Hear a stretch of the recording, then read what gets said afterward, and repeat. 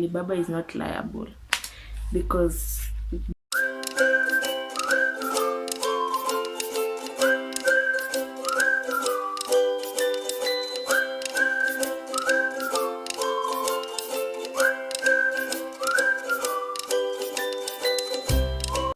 hi guys, welcome back to my channel. I'm Ivy and this is Hang with Ivy. I'm so grateful to be here and to see you guys again. I just did the last video like a few minutes ago.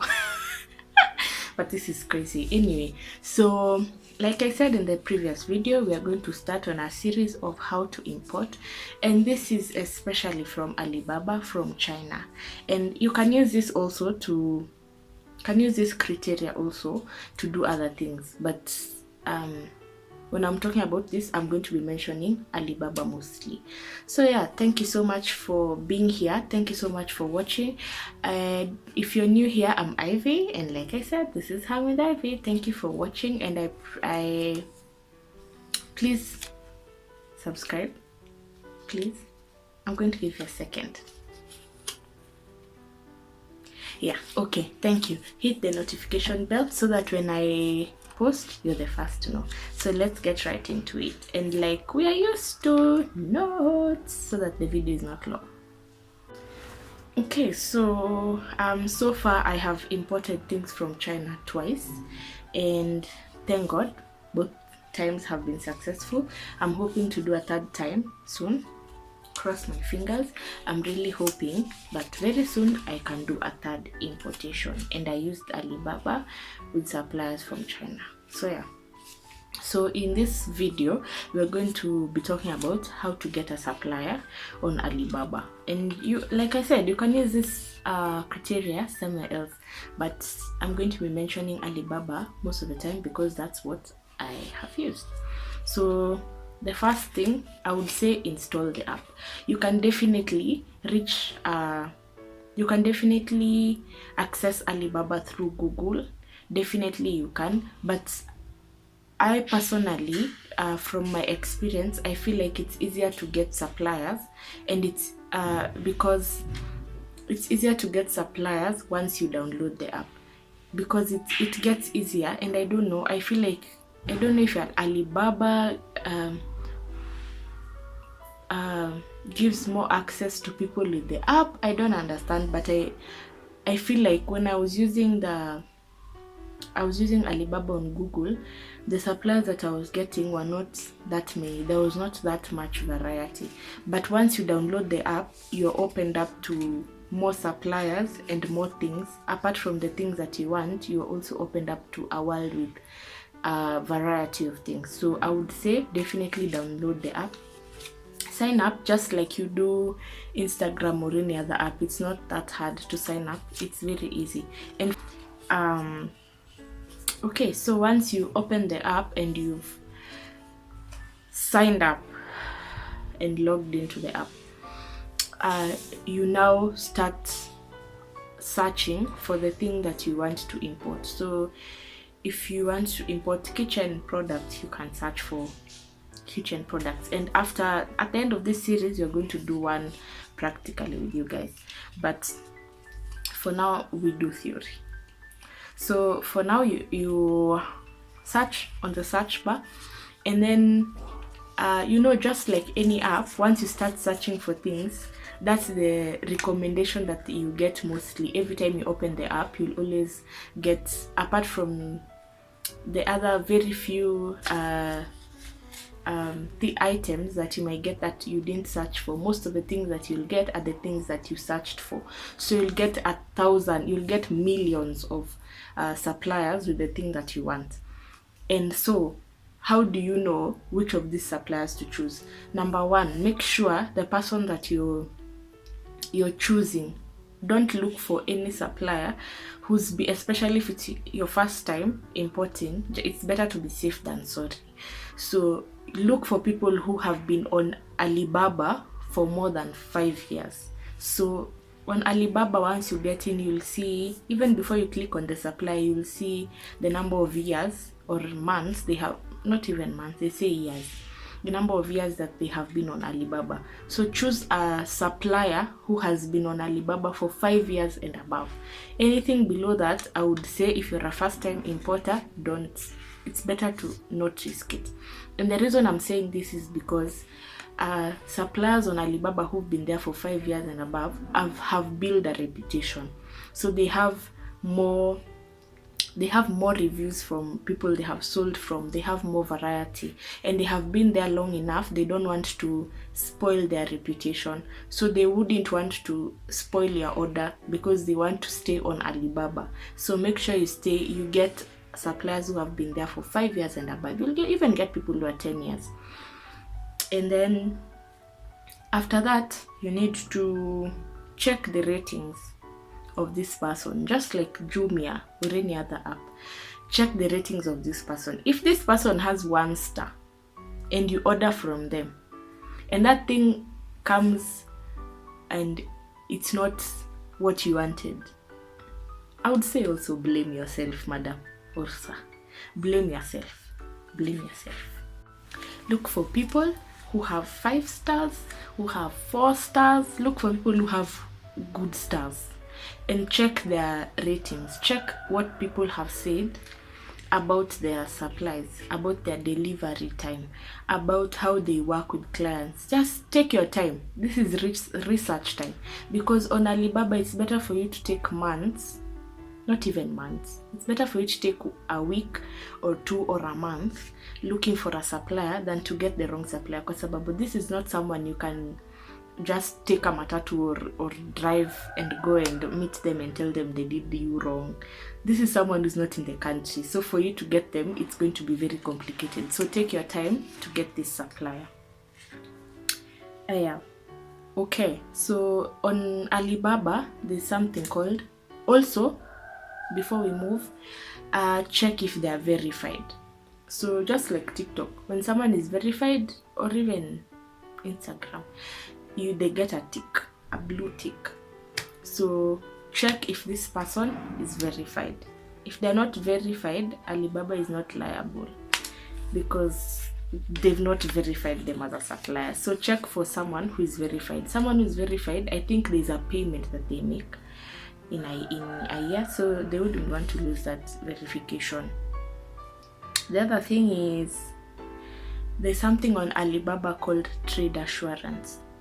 So this trade assurance is it's like a system on Alibaba. So when you're paying, you can pay through PayPal, you can pay through wire transfer. There are different ways of paying, but if you pay directly from your account to the supplier through whatever system, that money is possible for it to get lost. It's like, so trade assurance is you paying Alibaba and Alibaba paying the person. So if there's an issue, you look for Alibaba and send them evidence that you've been scammed, and Alibaba will give you back the money if you paid through trade assurance, and if your complaint makes sense. If your complaint makes sense and really this item you ordered for it and it didn't come, or it came the wrong thing, if you pay through trade assurance, you might get your money back. Of course, not all of it, but you'll get a big percentage of it. It's better for you to lose like 220,000 than to lose your 200,000 that you used. So check if your supplier uses trade assurance. If you don't know how to check for trade assurance, it's like I think it's like a gold thing with that, like a crown looking thing. So it's written trade assurance. Or you can ask your supplier, you can DM them and ask them if they allow to pay through trade assurance. If they don't, and you're a first time supplier and this person is like someone you also don't know, I would rather you don't use them, no matter how good their product looks, because if your money goes, it's gone. They don't know you, you don't know them. So it's better for you to pay through trade assurance. And when you pay through trade assurance, you're charged a transaction fee, just like M-Pesa. It's like a bit higher. The transaction fee is a bit higher. It's usually like I don't remember how much I spent the last time, but it's usually like 2k, around there. So yeah, it's better for you to lose that 2k than to lose all your money. So yeah, that's the okay. So you've checked all these suppliers and you've checked for all these things we have said. They are 5+, their ratings are good, they have trade assurance. So now that means you have narrowed down to a few suppliers, because not all of them have all these things. So you have narrowed down to a few suppliers. Check again their ask the ones you've narrowed down to, narrow down to at least 5. Ask them to send you a catalog of their company catalog. Ask them to send it to you.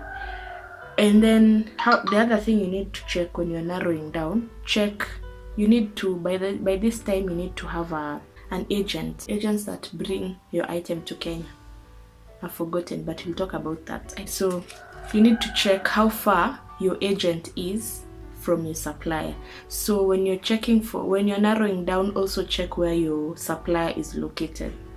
So if they're located in, for example, Guangzhou, you need to check how far Guangzhou is to your agent, so that your transport fee from your supplier to your agent is also not that expensive. That's why you need to narrow these people down, pole, until you have like 5 people. After that, now you ask them to send you a catalog. So this catalog, sometimes actually when I was doing the first importation, the thing that I wanted was not in their catalog, but ask them to send you a catalog. That's the first thing you need to ask them for. So they send you a catalog. This catalog has the things that they have in their company. You guys know what a catalog is. And sometimes they have prices. Yeah, they have prices, but there are people who have asked, and there's someone who didn't have prices on their catalog, but they usually have prices. So they need to send you this catalog. After they've sent the catalog, if the thing you want is not in the catalog, send them a screenshot of the thing you want. So send it to them and ask them, this is what I wanted, do you have it? And if they're good, I've heard of bad experiences with communication with the Chinese, but me personally, I've not had any. Actually, they are really kind. They are very kind, the people that I've met, but there are other people who will tell you bad experiences. And then another thing, when you send them this image, it also assures you that you get the color that you wanted, because color will mess you up when you're importing things. Color will mess you up. So send the picture, because when you send pink in China, they might bring you a pink that you don't want, or they might bring you a shade of pink that's close to another color. So send them a screenshot so that they can also compare their color to what you have sent. So yeah, that's the other thing you need to do. And then also check their MOQ. This is even before the catalog actually. Check their MOQ. MOQ is minimum order quantity. So if you deal with someone whose MOQ is even 1 piece, that's what are they called? A broker. That's a broker. That's not a factory. So it's going to be higher. But if you work with someone with, is it 100? I mean, an MOQ of 100, you're going to get more affordable things. Plus, they're from the factory. It's not from a broker. So yeah. Also, while you're talking to this person, while you're communicating with them on DM, please do not leave Alibaba and talk to them on WhatsApp, because Alibaba will only take evidence from Alibaba. So deal with this person from Alibaba, not WhatsApp. Please, not WhatsApp. Just deal with this person from Alibaba. DM them on Alibaba. Talk to them from Alibaba, because if you go to WhatsApp, you'll be told this is someone you met in a different app. But if you deal with them from Alibaba, then you know. when you send evidence in case something bad happens, God forbid, it's from Alibaba. And then you have the freedom of asking them to send you a picture of the thing that you have asked them to make for you. So you can ask them to send you pictures of the process of them making you, if you have doubts making it for you. You can also ask them to send you a video of the factory. You can ask them to send them a video, to send you a video of the process of making the item. It's up to you to talk to them in a nice way and ask them to send you these things. It also helps you know that your product actually being made. And for these products, most of these products take like 5 days or a week maximum, and they've been sent to your agent. So yeah, that's how to get a supplier. If you have any questions, you can leave them in the comment section and I'm going to answer them. The next thing that we're going to be talking about is how to get an agent. This agent is the one who's going to bring you things from wherever, China, Dubai, those countries. How to get them, how to identify one that will work best. I'll also give you details of the different agents that I know, numbers that I know. So yeah, I hope you loved this video. Don't forget to like, share and subscribe. Leave a comment down below. Leave your questions down below and I'll answer them in the next video before we start on how to get an agent. This has been Ivy and you are watching How with Ivy. Bye.